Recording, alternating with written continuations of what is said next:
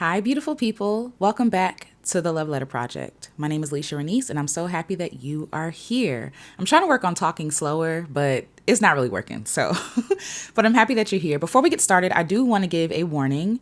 Today, we're going to be talking about sexual assault.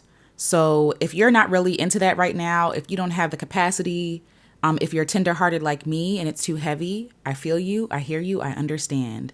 Come back to another episode or circle back later when you're more willing to listen to it, or if you really don't have the capacity, just listen to the song. I'll put the song at the end of the episode for you to check out, to listen to feel empowered. That's the whole point of this episode, is that I want you to leave feeling empowered. So if you're a survivor like me, I'm sending you so much love, so much joy, so much peace, and so much power. I want to empower you. So I hope that you're having a wonderful day. Let's get into it. So first, I want to start off with gratitude. I am just grateful. I'm grateful today, and the thing that I'm grateful for is being able to be waken up by the birds. The bedroom window that I sleep under lets in the morning light, and at first light, the birds start singing. Like, I start waking up when the birds start singing. It is such a magical and gentle experience. I really, really enjoy the birds. They just be singing their little heart out, and we just get serenaded all day long.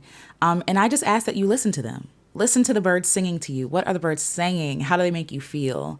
But that's what I'm grateful for today.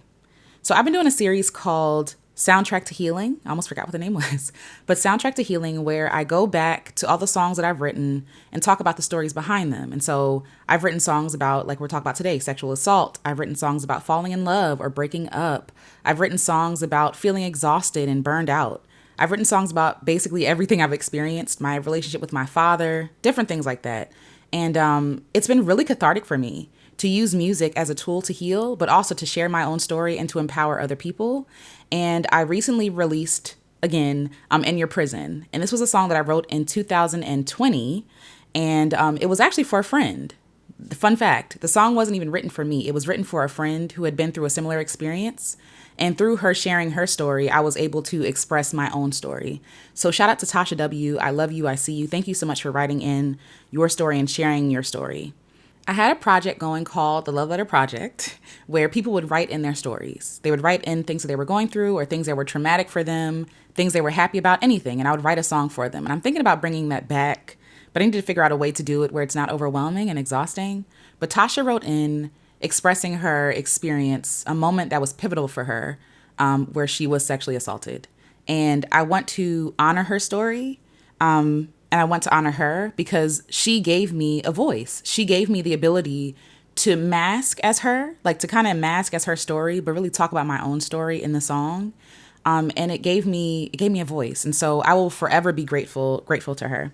But in the project, she wrote a letter about a man who assaulted her and how she felt like her power was taken from her, but then she took back her power and then used her power that she took back to empower and encourage other women. I also have a sorority sister named Jasmine. Shout out to Jasmine. She has an organization called stand.org. And this is also an organization that works towards empowering women and survivors of sexual assault. And I do want to bring her on the podcast to talk about her work because it's so powerful. When you are, for those of you all who are survivors, you know the shame that is kind of like washed over you after you experience something as violating as that. There's so much shame that you feel and experience. There's judgment from other people. And sometimes it feels like other people don't get it. And I'm going to get there in a second because when I went through my experience, I was not supported. I did not have the support that I needed. And I'm just so grateful that there are women out there who are brave enough to share their stories, to share their heart, and to also create organizations and movements and services and materials, resources for women who are survivors or people who are survivors, because it's not just women who experience sexual assault. So I just want to give my flowers to them for the work that they're doing, for the bravery, and I'm going to include their information in the description. Yay. I was in college and I was friends with this person, with this man, and he was actually in the same organization that I was in. He and one of my other friends were romantically involved, and he was just like a brother to me. You know, he was just very friendly, very kind, very, welcoming. There was nothing necessarily red flaggish about him, except, he had a few things about him that kind of scared me, or not even scared me, but things that just made me worry. Like he drank a lot, and he also struggled with depression in some ways. And those are not necessarily like red flags to me. Those are like, oh, this person needs help. And he and I would talk about things that he's going through. He and I and other friends would talk about things that he was going through.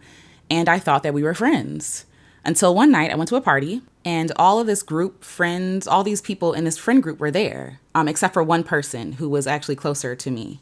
But they were there and I just, wanted to show my face and say, hey, happy whatever. I think it was somebody's birthday or something. Happy birthday. And then this friend, this man basically said, hey, me and my friends are going to go back to my apartment. And we had been over his apartment multiple times, right? So this was nothing strange. So we went over his apartment. And then so he drove us over to his apartment. So my car was still at the party's house, at the friend's house who was having the party. So I was at a different location now. We were over his house, hanging out, chilling. And then my friend left. When my friend left, this is when this man, who I thought was a brother to me, sexually assaulted me. It was terrifying. It was scary. I felt alone. I felt powerless. He was so much bigger than I was. I was trying my hardest to leave. It didn't work. And then the next morning I left and I accidentally left my scarf, but I gathered my things, put my things in my bag, and I walked to my car. I walked back to the car where it was parked and I drove home. I called my friend. At the time, she was my friend. Oh, no, excuse me. I called my male friend and I told him and he was upset. And then I told one of my best friends who was like a sister to me. And instead of being met with kindness and love, I was met with anger and resentment. This friend had feelings for the person who assaulted me.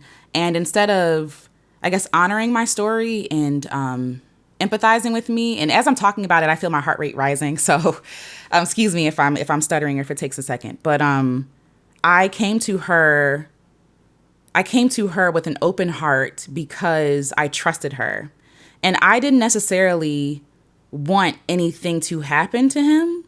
I just wanted someone to hear me because I had been through situations like this before. I had been sexually assaulted before. This is not new for me, unfortunately.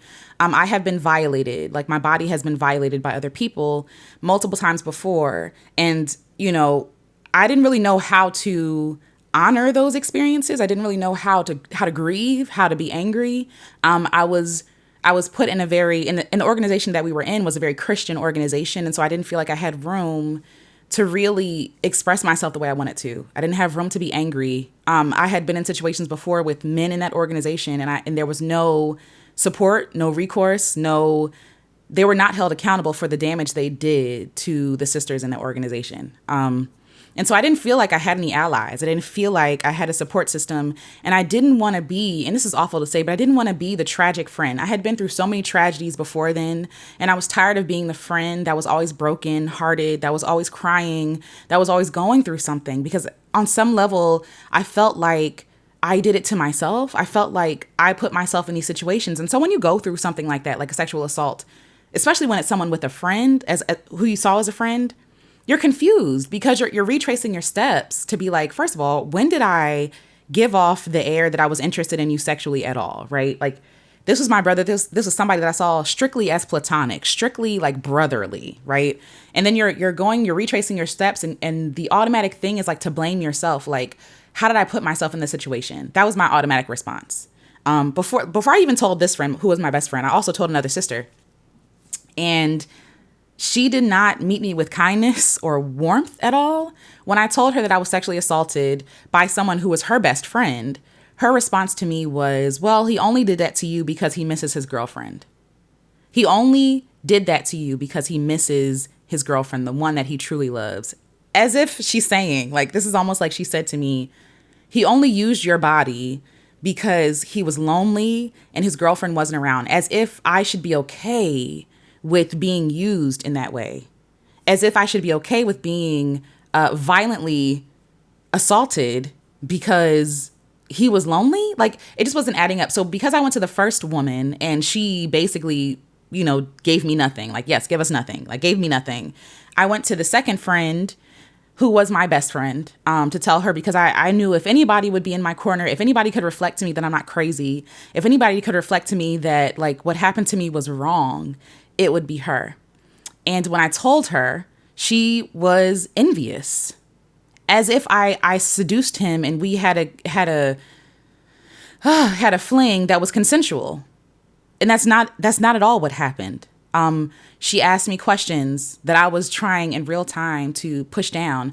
Well, why did you go back there with him? Why were you at his house alone? Right? Trying to make me into the villain. And that broke me. That broke something in me. It made me feel so alone. It made me feel like I was dirty. It made me feel like I brought this upon myself. I didn't feel like people were angry enough for me. People were not angry enough for me. You know what I'm saying? Like if my friend called me and told me something that happened to her, I would be like, what do you need? Do you want support? Do you want to press charges? Even if you don't want to, do you want to go to a hospital? Do you want to go to therapy? Like, what do you need? How can I be here for you? Even if the person who did that to them, I was romantically involved with, they're done. They're dead to me. But my friend chose the man that assaulted me over me. And friendship is very important to me. Sisterhood is very important to me. I've said this before, but I consider friendships and sisterhood, I put those on a higher level than I do romantic relationships. Like friendships are like family to me. And so when you have someone who knows you deeply and knows that you would never do nothing like that, seduce the man that she's involved with, and to make you out to be a villain when you're a victim, it enraged me. I didn't really know how to move forward. I didn't really know what to do. I was just kind of stunned because that was not the response that I was expecting. She and I had been through so much. Together. And for her to kind of like abandon me in that situation when I needed her the most was heartbreaking. I went back to self-harming. I went back to self-medicating, which I did a lot with alcohol or putting myself in harmful situations because I felt like trash. I felt like I didn't deserve anything good. I felt like my lot in life was just to be used and abused because I had been used and abused so often and so frequently by men and by even women in my life. I just felt like God had put me on earth to be used and to be harmed. And that put a wedge between me and my relationship with God and me and my relationship with myself. I hated myself. I felt like when I tell you I hated myself, like I mean that. I didn't care anything about myself. And people would see me as happy and cheerful and all these other things because I would have to put on in these Christian spaces. I would have to put on events and I would have to, put on a brave face, to go spread the gospel of Jesus Christ. And the whole time, one of the brothers within that Christian organization was not treating me with love, was not treating me with the love of Jesus Christ. It was really hard. It was a really hard time. But one thing I remember from that time was shame. I was so ashamed because the world is not kind to victims, right? So I learned how to be strong. I learned how to swallow it. When I went to my friend and she said to me, he only did that to you because of a moment of weakness, because he was lonely, whatever the reason was, I felt like, okay, Alicia, you're not going to get help. You're not going to get support. And so you have to keep on pushing and keep on going. You have to keep on because nobody's going to stop. Nobody's going to care. And for the most part, that was true. To be quite honest with you, it was true. Later on, I had other sisters who basically blamed me for the situation or blamed the fact that I didn't go to, said that I had to keep, okay. They basically told me that I had to stop being depressed. This one sister, I had to stop being depressed. And I told her, well, I have a lot of things that I'm working through. Depression just doesn't dissolve and disappear like that because I will it to, right? It takes work. It takes work. And I've been battling depression pretty much most of my life. As early as I can remember, there's always been a melancholy that's kind of followed me. Despite my joy and my happiness, there has been something dark that has followed me. And depression is that darkness. And it's something that I've learned to live with. And you kind of just learn to cope. You learn how to get along, right? And so what I've learned about people is that people really don't care that much about you. And that's not necessarily true. Let me take that back.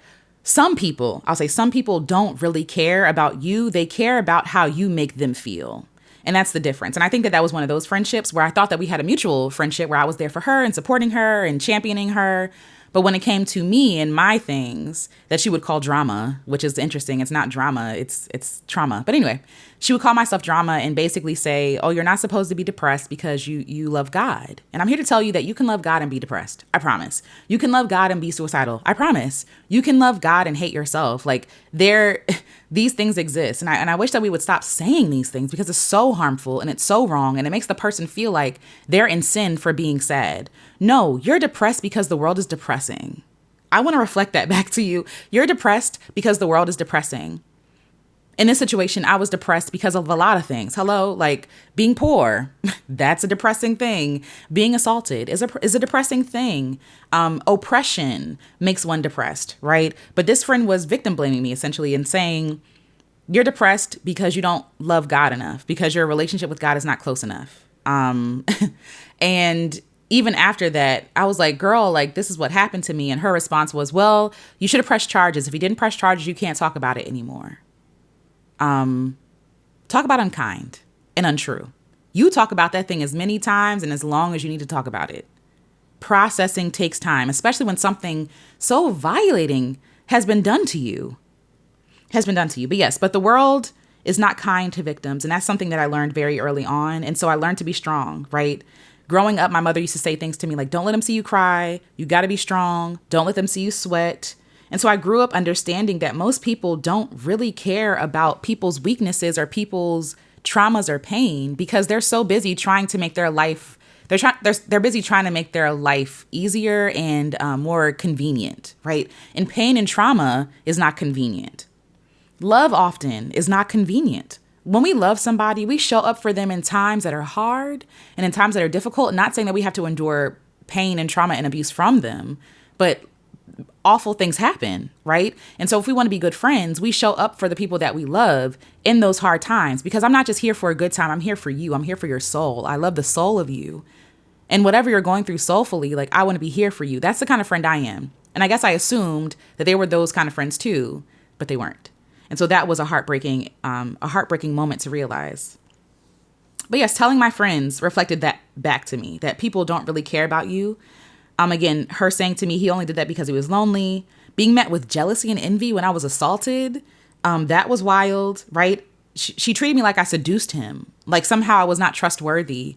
Even though this man, after the fact that happened, he apologized to me for what happened and said, you know, I know that you've been through things like this before, and I never wanted to be that person to you because I do see you as my sister and all this other stuff. And then he says, you know, I was really drunk last night and I pieced it together when I saw your scarf that you left behind. So I left my scarf behind in his apartment. And he said that when he saw my scarf, he realized what had happened. I don't buy that. I'm sorry. I don't buy it. Because I drove with this person, unless he's a good functioning drunk, I drove with this person. This person seemed very sober. Very sober. I believe that he knew exactly what he was doing, but he was ashamed. And it got back to him that I was spreading what was happening. And he was trying to cover his bases. I was drunk. I didn't know. I love you. That's not the kind of person that I am. That's not the kind of person I want to be. Kind of trying to cover his tracks. But even in that night, like he was coming on to me in a way where I was paralyzed. Like I was just so taken aback. I'm not going to relive the moments because those are personal. But in those moments, he was saying things to me as if he had been watching me for a long time, or like, you know, lusting after me for a long time. And it made me feel so uncomfortable, like so disgusted, because I thought that we had a friendship. I thought that we had a mutual relationship where he and I were trusting of each other. And no, I felt that violated is not the word I want to use. I felt deceived. Because why would you lure me back here with these plans, right? And I don't know if he really planned on doing it or if he just took advantage of the opportunity in the moment because my other friend left. But it destroyed my confidence in men, especially male friends, who are heterosexual. That's just like my own trauma, because I never know, because I'm here for a friendship, right? I don't know if you're trying to be friendly or if you're trying to take advantage of me. And that's stuff that I'm still working through because a lot of men are transactional in that way. They treat you as kindly as long as they want something from you, right? As long as you can give them something or they can take something from you. So that's my own stuff that I'm working through. And my other friend saying, why didn't you call the cops? Right? So all of these responses were not the responses that I needed. None of them served me well. All of them helped them to not have to deal with their own stuff, and also like to not inconvenience them. In that moment, when that was happening to me, I felt like my body didn't belong to me. I literally counted down the moments that he fell asleep so I could leave. And every time I tried to leave, he kept waking up and holding me back. I felt like my body didn't belong to me. I no longer felt safe in my body. And it brought me back to times that I felt unsafe in my body as a child, where I had been molested. And I didn't realize how it impacted me, because when moments like that happen again, you freeze and you're automatically thrown back to that time where your body was treated as an object, where you were not treated as a sacred soul, a sacred human being. You're treated like something to be used and abused. And my body autonomy was taken away. My relationship with my body is so complicated for so many different reasons. One, I'm a Black woman in America, and the world hates my body. Let's start there. But also the world desires my body and does not love or respect my body, right? And so when you have those messages, when those messages keep being repeated to you, your body is not yours, you're not beautiful, but actually you are, but only when it's under me or when I'm using your body, right? Like, it messes with your head. And I have been working through years. I've been working through trying to love my body and see my body as mine. I would avoid my reflection in the mirror. I would think that I was the ugliest thing on earth because people would use me and dispose of me. And it made me feel like there's nothing valuable about me. You took the one thing that people say, especially in Christian spaces, is the most precious. So what happens when I'm no longer, using air quotes, pure in your mind? What happens when people are telling me that I have to be redeemed because somebody has used my body in a way that has been so offensive? Like, what does that mean? What does that mean? And what does it mean if you're saying that God hates me because of me being a stumbling block, using air quotes, to somebody? There's a lot of negative messaging. There's a lot of toxic messaging in Christian spaces, especially towards women. Cover up. You don't want to be a stumbling block. You don't want to tempt, blah, blah, blah. You can't tempt anybody to do something they don't want to do. If you put cocaine in front of me right now, I'm not doing no cocaine. Why? Because I don't want to do it. I don't want to, you can't tempt me with cocaine because I'm not finna do no cocaine, right? And so we put all this responsibility on women to control the actions of men, and also it doesn't work. I've tried. When I tell you, because of my own trauma, I would dress in sweats a lot, baggy clothes, things that would hopefully ward men, push men away from me, so I wouldn't be desirable, right? And men still take what they want. It doesn't matter how you present. Men do what they want. And so in those moments you feel afraid because you feel like you're always in danger of being taken by somebody. You're always in danger of being taken advantage of by somebody. It's why I have touched things about me. I enjoy touching people. I laugh and I touch someone's shoulder. I love hugging people, but I feel really uncomfortable when people touch me. And I know it's a double standard, but I'm a very loving person. But because of what I've been through, sometimes it's really uncomfortable for me to withstand touching. And it's not all the time. Most times it's fine. If we're giving each other hugs, that's fine. You know what I mean? But I'm talking about intimate touching is really hard for me. Holding hands is very sacred to me. I have always treasured physical touching. It's very sacred things for me, and not on a purity thing, but just because we're sharing space and skin cells together, right? We're deciding to touch together, and touching to me means a lot to me. But it's hard when you're being taken advantage of by people who don't actually value touching and also don't value consent. Okay. This is why when I hug people, I ask, hey, can I give you a hug? Is it okay to hug you? Right. And people have told me no. And I respect it because I understand. I get it. I get being overstimulated or feeling like you don't feel safe. I understand that. And so I want to give people the opportunity to tell me no, to be able to exercise their autonomy, to give consent and withdraw consent whenever they need to. That wasn't really given to me. That wasn't really instilled in me. After that experience and experiences like that, I felt like damaged goods. I felt like I was broken. I felt like I had to be redeemed. And I was always trying to redeem myself and be seen good in the eyes of men specifically, because men have been my main assaulting people. I don't know what the word I'm looking for is, but men have been the cause of a lot of trauma in my life. And so that sent me, because starting with my father, it sent me spiraling and seeking validation. I see that now as an adult, but back then I couldn't see that.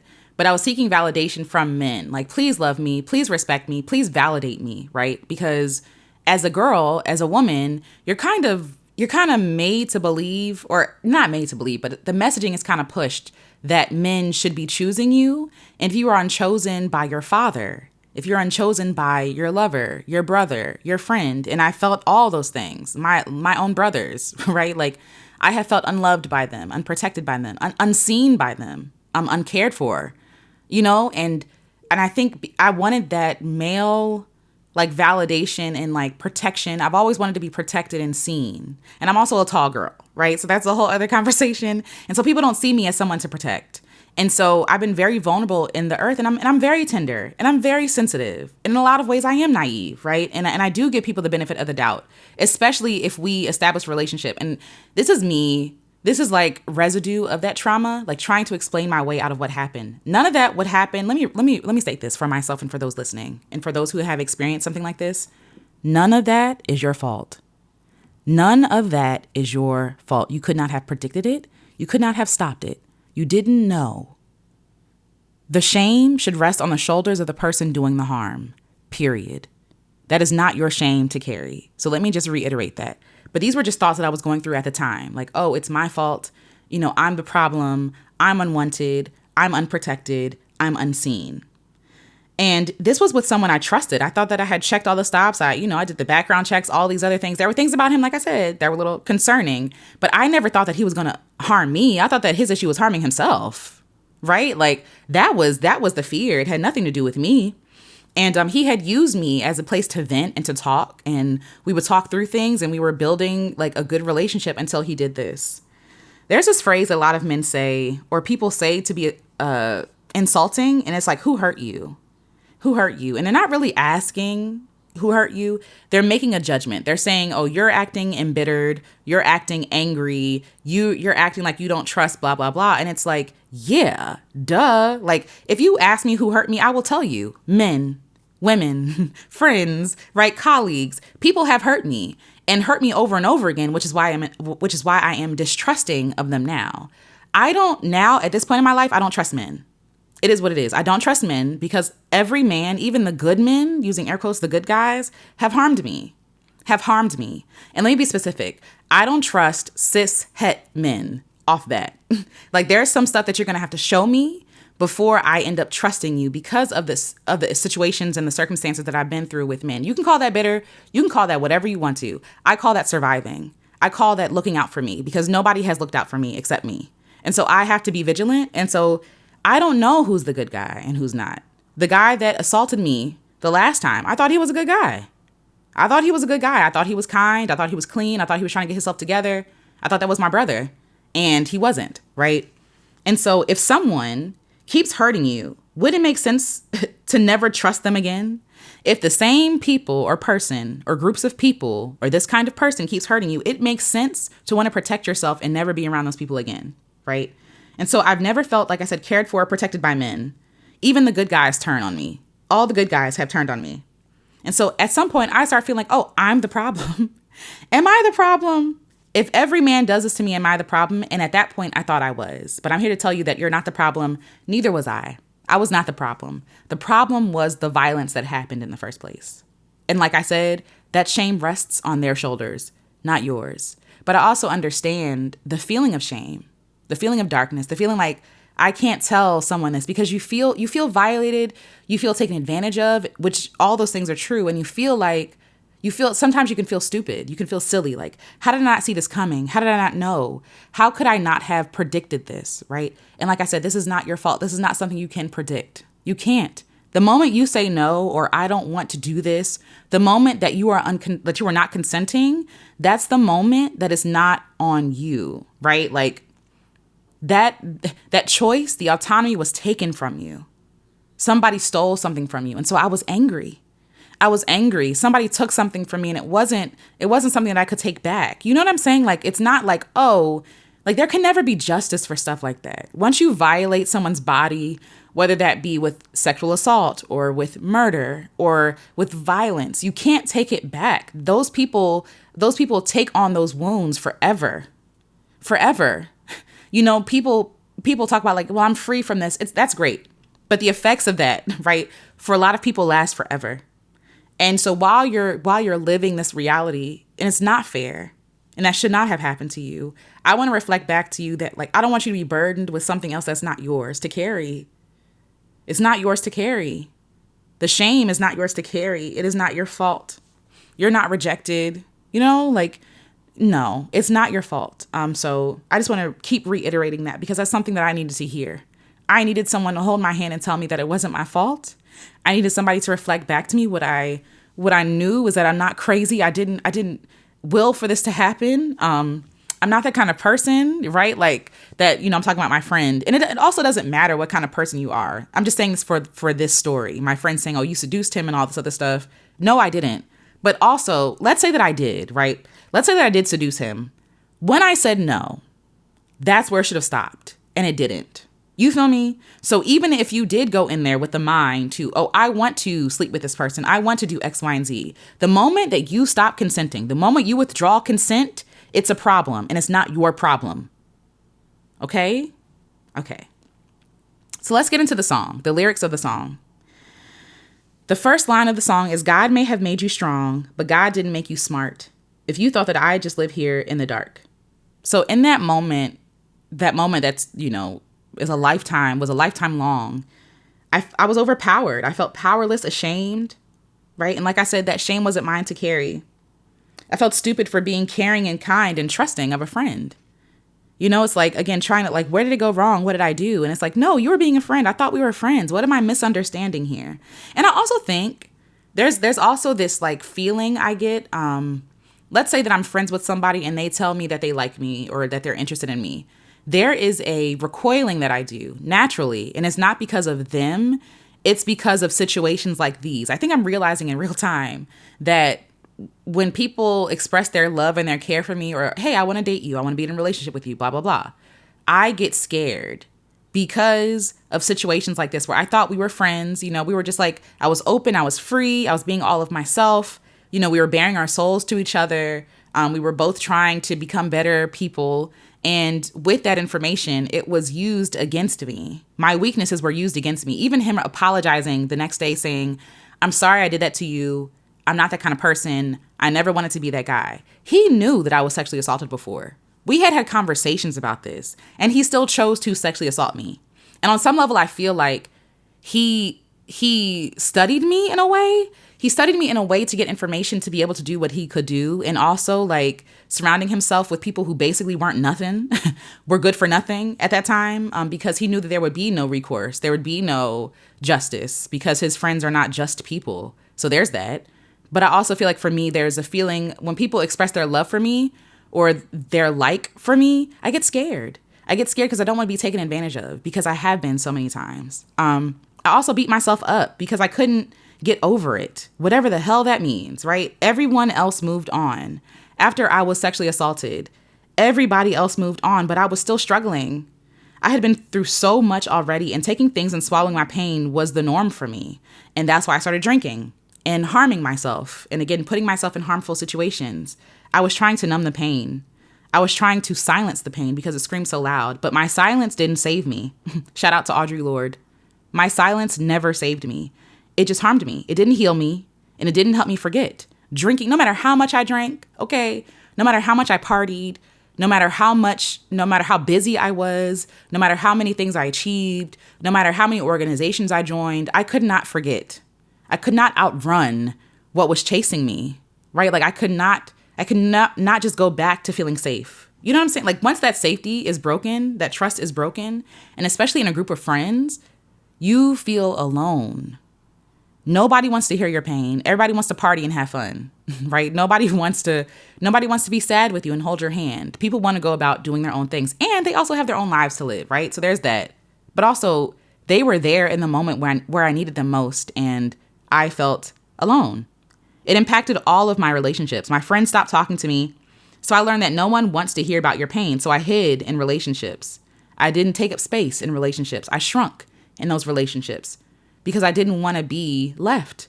I didn't want to be abandoned. You know, if I'm hurting and you're here and you're not paying attention to me, that's one thing. But if I'm hurting and you're gone, right? Like that hurts doubly. It hurts because I'm reminded of the layers of this impact, the layers of this trauma. It impacted all of my romantic relationships, my platonic relationships, even my marriage. It impacted all of that. Being intimate was hard. And I'm not just talking about sex. I'm just talking about like intimate, like letting people in and seeing you, right? I do a lot of protecting of myself. I do a lot of censoring other people. I do a lot of that because I'm afraid.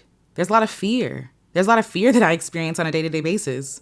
And it impacted my relationship with my body.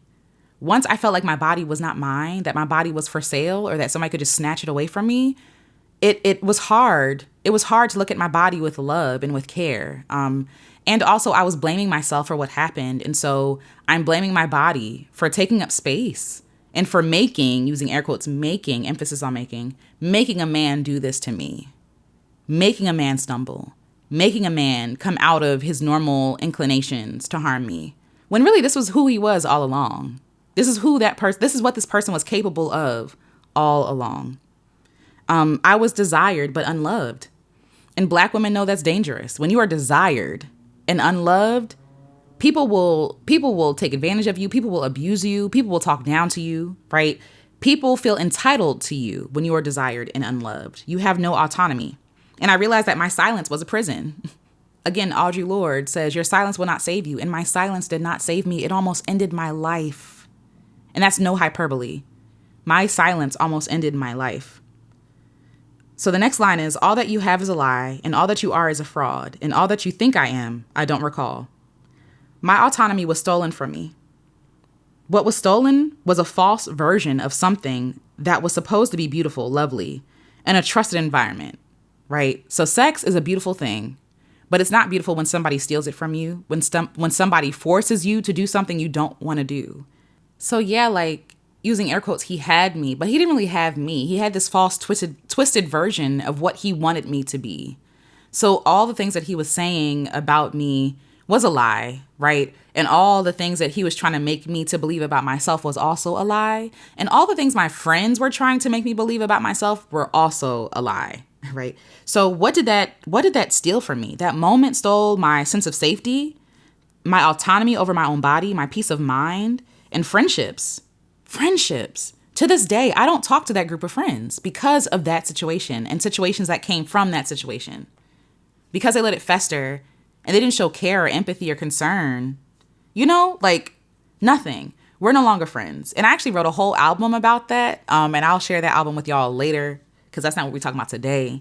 But I had to process that because it was such a huge heartbreak. It was a huge heartbreak. And ultimately, most importantly, that man was a fraud. I was going to say that ninja. That ninja was a fraud. These men lie and pretend that they're your friend. Like, he lied to me with his actions, not just his words. His actions matched his words. And that's why I get so frustrated with this victim blaming. Oh, well, you should have knew better. Why didn't you assume da-da-da-da? This is a man that, like, we would all hang out together in his bedroom and hang out and eat snacks and eat Royal Farms. Shout out to Baltimore. That's where I went to school. We would eat Royal Farms chicken and like stay up late and have these deep conversations. There was no reason for me to assume or think that he was not trustworthy. No reason. None. But they're trying to gaslight me and make it seem like, oh, you should have known. If I should have known, then so should he. If I should have known, then so should you have, which means that you should not be friends with him either, but y'all still friends, or you really just don't care, right? So like people will say things to you to ease their own conscience, to ease their own to ease their own guilt and shame that they might be feeling. And I feel like a lot of the shame that I acquired over the years really was their shame. Maybe they felt like they weren't a good friend because they didn't protect me or they weren't in my corner. And instead of like correcting the wrongs, they still blame me in the end. You know, because it's easier. It's easier to blame me than it is to hold the person accountable who's doing the harm. And when I tell you to this day, they still hang out with him. They still hang out with him. They go to cookouts together. This person is now married. And it's just like, wow. All that my friends said that I was not me, was not true. I felt like I was losing my mind, and this is no hyperbole. I felt like I was losing my mind. I had no one to reflect back to me the truth. They all worked so hard to protect him and his image. Like his image was more important than my pain. His image was more important than my trauma, than my story, than my image. My friends even stepped away from me after that situation. The next line of the song says, I'm walking in sunlight. I'm taking me some, shining on everyone. I am not in the dark. Even though that situation was very dark, I found my sunlight when I admitted to myself that this harm happened to me and it wasn't my fault. When I acknowledged that this happened and it was wrong, that's when the light started to peek in. This is not about being happy. This is not about toxic positivity, right? Oh, find the sunshine, find the silver lining. There is no silver lining with abuse. There is no silver lining when somebody has assaulted you, right? We're not going to do that. But what I did do is start to reflect that back to myself, that this hurt, that this was not okay. And no, it didn't fix everything. And it wasn't saved and it wasn't solved. You know what I'm saying? Like, nothing really happened except that I acknowledged the pain that I was feeling. And that started my healing. And it hurt like hell to admit to myself that a person that I considered a friend hurt me like this. A person that I considered a brother treated me like this and disposed of me like this. Because even after that happened, not that I was looking to hang out with him, right? Because after that happened, I stopped hanging out with him. I didn't want to be alone with him. I didn't want to go to the events. I'm not interested, right? But even after that, and probably because of his own shame, I was treated like I was nothing, like I was nobody. It felt like once he got what he wanted from me, he disposed of me. And that's confusing because I don't necessarily want him, but I do want my humanity to be honored. And it wasn't. I was thrown away like a disposable object. And that cut deeply too. So I wasn't in the dark. I found my sunlight. And for myself, shining that light on others was also helpful. When I started talking about my pain and my trauma, a lot of people, especially in the Christian spaces, told me to be quiet. They told me to shut my mouth. They told me that, that's not very Christ-like. Because when people think about, promoting Christianity, they want to promote like this happy version of like, oh, life is beautiful on this side. It's almost like it's like a pyramid scheme. I don't know how else to explain it. Like, oh, look at my wonderful life and all the riches and all the wonderful things that I've gotten from God. And this should be a selling point for people to join my religion. I think that's manipulative. I think that's lying. And I think that's unfair and unkind. Even before joining this organization, I asked all the questions, what is this about? This is about spreading the love of God. Okay, great. I'm in. And then you get into the organization and you realize, oh, y'all are actually really mean. Oh, y'all actually don't love. Oh, y'all actually don't love God. Because if you loved God, you would love people. And you're very unkind to people. So there's no way that you can tell me that you love God. Okay? So in a lot of Christian spaces, they will gaslight you. They will make you feel like you're the one wrong for experiencing harm in their church or in their organization in this case. Or they'll make you feel like you're the problem because everybody else is silent about the wrongs that are happening and you're not. When I tell you being a truth teller is hard, it's hard work. It is isolating. Okay. I have lost so many friends, so many connections, so much favor in the eyes of other people because I dared speak the truth. I spoke up and out. I wrote. I went back to what I knew. When I was a kid, to process my feelings, I didn't go to therapy. I had journals and notebooks. So I went back to my journal. I went back to my notebook. I created. I made things. And that's how I started letting the sun in. Letting the sun in meant letting light on my situation. Me hiding and pretending it didn't happen, it allowed the harm to fester. It's like a wound. Like when you cut yourself or you scrape your knee or something, right? You put the Band-Aid on, to collect the blood or whatever. But at some point you got to take it off because things need to clot because your body has this natural ability to heal itself. A natural Band-Aid, if you will, right? A crusty Band-Aid. And so when you don't allow it to breathe, it can get sick. It can get infected if you're not cleaning it, right? And so the same thing with our souls. There are things that are painful to uncover.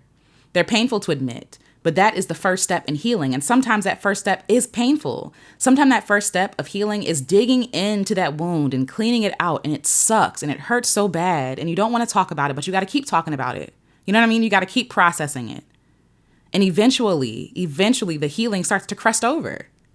It starts to crust over. Now I don't think there's any reality. I mean, maybe we'll see in the future where I don't think about my trauma or it doesn't exist anymore. I've been through a lot. I got PTSD. It is what it is, and I learned to move through it.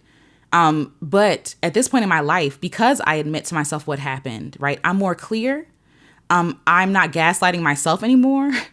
And I'm able to share and reflect back the truth and the hard truths back to people, even when they don't want to admit it to themselves. Sometimes you don't want to admit things to yourself. You need somebody to say it for you.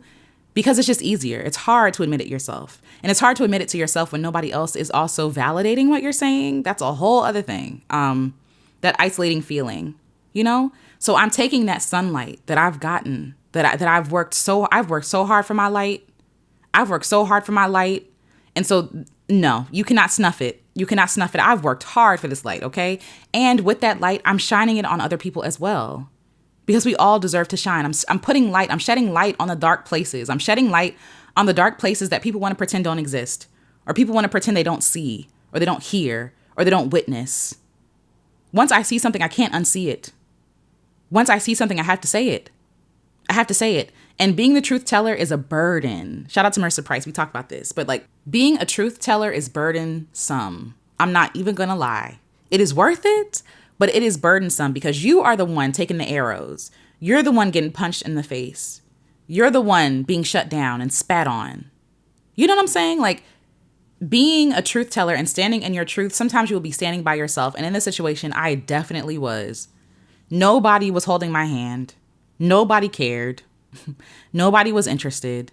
And, you know, back then also, like, therapy wasn't as prevalent and, you know, acceptable as it is today. And also I had no money. I had no money. So there was no counseling. And I think like on campus, you can only get like 3 counseling sessions. And then after that, you have to pay, which is like, girl, I'm paying y'all thousands of dollars. Y'all can't afford to have a therapist on payroll, but there's also like thousands of us. So anyway, yeah. So I took that sunlight in and shared it with others. And I realized I'm not weak because someone took advantage of my kindness.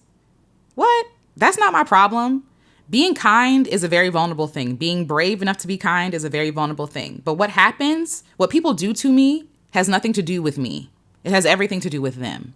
That is something that I'm still learning. And I'm still learning to repeat to myself. That is not your shame. That is not your embarrassment. That is not yours. It is theirs to deal with. It is theirs to deal with. And especially as a people pleaser, like you don't want to rock the boat. You don't want to be a big fuss. And also you're kind of, at the time, I was kind of afraid to tell the whole truth because I didn't want him to look bad, which is also not good. It's also, and again, that Christian, okay, there's a lot of beauty that comes from Christianity that I've gotten, but there's also a lot of trauma and pain and like bad messaging.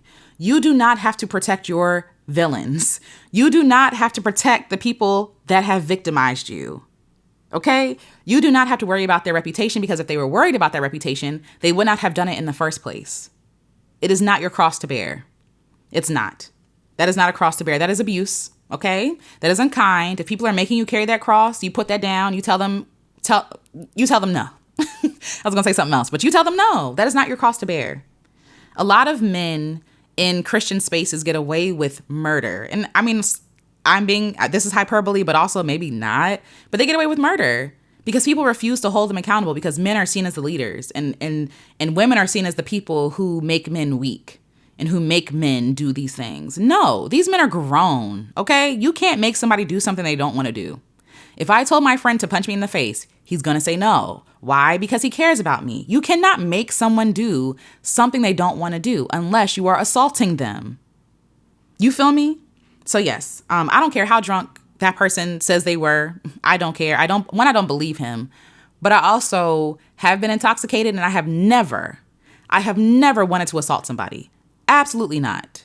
If anything, this just took away your inhibitions to be able to do it with a better conscience. You know what I'm saying? So anyway, yes. So like I said, I learned that I am not weak because someone took advantage of my kindness. I am brave. I am strong. And I'm no longer ashamed. And I want other people to know that they are nothing to be ashamed of. They are nothing to be ashamed of. The message I want to leave people with is that you are enough. You are validated. Your experiences are real. You're not making them up. If you feel like you are violated, you are violated. Honor those things, right? But I also want to say that if you're still in the dark, that's also okay. This is not a place to shame yourself. As a survivor, I know how immediately we go to shame. We go to shame because we think it's a sheltering place when really it's a place of abuse. There is a place for shame. I do think that there's a place for healthy shame. The person who did that to me should feel ashamed of what they did to me. I feel no shame, or I'm learning to feel no shame because I didn't do anything wrong in this situation. I didn't do anything wrong in this situation. And it's hard because I'm putting a sentence at the end of that because I always give people the benefit of the doubt and I always take on more responsibility than I need to. to own more. I don't own any of that. I don't own any of that, and you shouldn't either. But if you're still in the dark, that's okay. Take your time. Sometimes you have to lay in the dark, and I'm there with you, and I'm here to shine. This is me shining light on you. And if the only light that you can gather and shine on yourself is just to reflect to yourself the truth, and that what happened to you, you didn't make up, that what happened to you was not okay, right? That you are in pain, that you're scared. If it's just a moment of truth, that if that's the only light that you can have and handle right now, that's enough. That is enough. It's taken me over 10 years, okay? So have grace with yourself. It's taken me over 10 years to get to this place, to fully talk about it without shame or fear of retaliation. That's another thing I was afraid of. I was afraid of reporting him because there was no, recourse for anything else that happened prior. And I was afraid because I didn't want to shame him. But also, I was afraid of retaliation. This person harmed me. This person harmed my body, right? And so I was afraid that, this person is gonna, this person already has the support of people that I called friends, right? So he's gonna retaliate in some way, Yes. So if that's where you are right now, that's okay. And it's taken me time, and it's gonna take you time. Give yourself all the time you need. Be gentle with yourself. Every day you are healing. Every day. And I know it feels so heavy because this is not something that you planned for, right? This is not something that you made room for in your life. This is not something that you left margin for. This is not something, for me, this was something that derailed me completely. It derailed me completely. It broke me in so many different ways, and it took me so long. It took me so long to heal and to, and not that I'm fully healed because I feel like I'll be healing for the rest of my life, but healing as in, like I said, getting to a place where I can talk about it now without shame or fear. Because there were a lot of people who were complicit in what happened to me, and a lot of people who were more powerful than I was, even in this organization, who didn't do anything, who looked at me as a villain already. And I knew that I wasn't going to get the support that I needed. And so I kept it to myself and I blamed myself. But I'm here to tell you that you are nothing to be ashamed of. And if you are in the dark, let me shine light on you. Let me shine light on you. I'm still healing. Okay, I'm still healing. My friends, after that happened for years, bullied me into silencing myself because it made them comfortable, right? It made me feel like I was an inconvenience to their fun, to their enjoyment, to their play. And I didn't want to be the party pooper, And like I said, I'm still healing. After 10 years, I'm still healing. And I'm still healing from the first time somebody violated me. I'm still healing from my father leaving me and rejecting me. I'm still healing from my father putting hands on me. Like, we're going to be healing for forever. All the wounds that we have that have been inflicted upon us, right? We're going to be healing from that for a long time. And so life is long. We give ourselves grace and we take it moment by moment, not even day by day, moment, millisecond, breath by breath. That's all we can do. And there are moments that are better than others. There are some times where I am utterly destroyed again because of what happened to me, where I'm on the floor crying. And I give myself grace and I cry. I do what I need to do. My body says I need to cry, so I need to cry. There are things that are released when you cry, right? And at first I was like, why am I not healed already? Like my friend said, I should be over it by now because God is the healer and whatever, like just very abusive language. But like I should be over it by now, right? No, you'll be over it when you're over it. And like, it's not over it, it's through it, right? Like we don't just get over things, we walk through things. And after situations like that, your life, my life, I'll speak for myself, my life has never been the same. And I mourn that. I mourn the safety that I had. I mourn the relationships that I had. I mourn the presence I felt in my body at that time. I mourn all the different versions of me that could have been, that were robbed and stolen from me. But I also take that power back. Because the version of me that I am now is not less than. The version of me that I am now is not broken, is not worse than who I was before, right? I am still holy. I'm still sacred. I am still important. I'm still beautiful. Nothing has changed about my value just because some man wanted to destroy my self-esteem and get what he wanted from me that I wasn't willing to give him. That has nothing to do with you and nothing to do with me. Even your healing version of yourself is beautiful. Even your broken parts, they're gorgeous. They're beautiful. Let those broken parts bring in that light. So the last part of the song, the last line is, you are the only one in your prison. You are the only one in your prison. That man don't have me. That man does not have me. I have me. I have always had me. I have always been in my own corner. Even when it felt like I was alone, And I'm not saying that it's ideal, because it's not. Ideally, you should have a community of supporters. You should have people in your corner who believe you, who support you, who will hold your hand going through the mess and through the pain and through the hurt. I didn't have any of those things, and I felt like I was at a deficit. And I was. I'm going to acknowledge that. My friends were trash. I will acknowledge that. But I have always had myself. And even when people wanted to deny what was true, and it did make me feel like I was losing my mind, I'm not going to deny that to myself. What happened, happened. What happened was not right. It was not fair. It was not kind. It was not just. It was evil. It was evil. It was evil. I have always been my own. I'm a safe place for me, right? I'm safe and loved by myself. I am safe with myself. And I also have good friends now who reflect back the truth and reality for me. And I'm forever appreciative of them. While I was in college, I was away from my friends, and my core group of friends were from high school and middle school. And yeah, from middle school and high school. And to this day, we are like best friends. And when I finally opened up and from my shame and told them what happened to me, I was met with such kindness. I was met with such love and warmth and sorrow. Like, their heart was broken for me. And I didn't think that I would ever get that. You know what I'm saying? So even if you have to find a support group, when I tell you that support is everything when you've been through something like this, it's everything. It's everything. To have friends hold your hand and be like, it's not your fault, and I'm so sorry that happened to you. Have friends that get pissed. When you have friends that get pissed, you know what I'm saying? As angry as as my friends in the beginning should have gotten, right? I was so overwhelmed with and just even this moment, I was so overwhelmed because I had lived so many years in the dark holding my tongue, because I thought that my experience with this one group was what everybody else thought. And it's not true. And when you go through situations with bad friends, it will train you to be quiet about things you should be open and honest about. But they're just not the right people. It has nothing to do with you. It has everything to do with them. They're not the right people. And so I don't want you to put yourself in a tomb of silence because some knuckleheads don't know what to say, right? Or some immature people don't know what to do. Or some deeply insecure people are envious of you because what? Right? That is all of them. That is none of you. You're not difficult. You're not too much. It's not too much pain, right? You have to get around people who get it. And that's why I'm going to share the resources below for if you need to call, if you need to check out again my friend's organization, stand.org. She's doing powerful work and using her story of sexual assault to empower survivors like myself, like you who may be listening. And maybe you're not a survivor, which is great, by the way, right? It's awesome.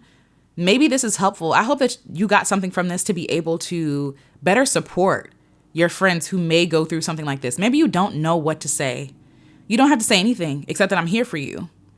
That's all I need. That's all I wanted, was for someone to say, I got you. I'm here for you. I believe you. What do you need?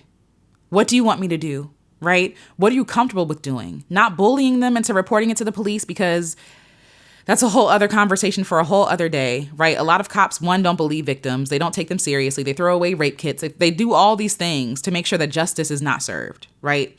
And so some friends may not be comfortable with doing it, going to trial and having to relive that experience over and over and over again. You know, they just need you. Just be a good friend. So that's the story behind In Your Prison. This was cathartic for me. I'm proud of me.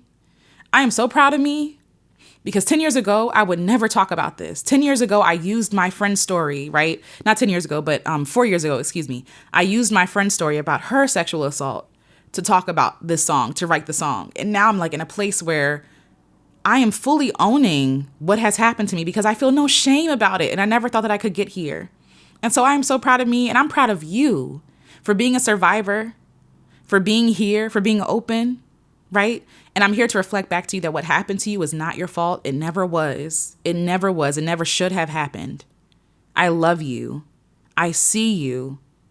I see you. And you are not imprisoned. You are not their prisoner. You are free. Even if you feel heavy, if you feel darkness, you are free. You are your own. They do not own you. They do not have you. You have you. And I honor you. And I love you.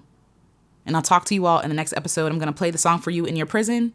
If you would like to purchase the song, the link will be in the description, along with, again, my friend's organization, along with other resources that might be helpful for you as a survivor. Yes. And if you are a friend of a survivor, give them some love today. Give them a hug. It's hard. You know, the moments hit you randomly. You don't know what's happening, when it's going to happen. But thank you for hearing my story and honoring my story. I really, really appreciate that. And until next episode, y'all, keep loving yourselves, reflecting the truth back to yourself. Keep loving each other. We need each other, y'all. We need each other. And I will talk to you all in the next one. Bye. God may have made you strong, but God didn't make you smart. If you thought that I would live here in the dark, all that you have's a lie, and all that you are's a fraud, and all that you think I am, I don't recall. 'Cause I'm walking in sunlight, and I'm taking me some, shining on everyone. 'Cause I'm dancing in sunlight. I'm walking in freedom. You are the only one in your prison. Do, da, do, da, da, da, da, da.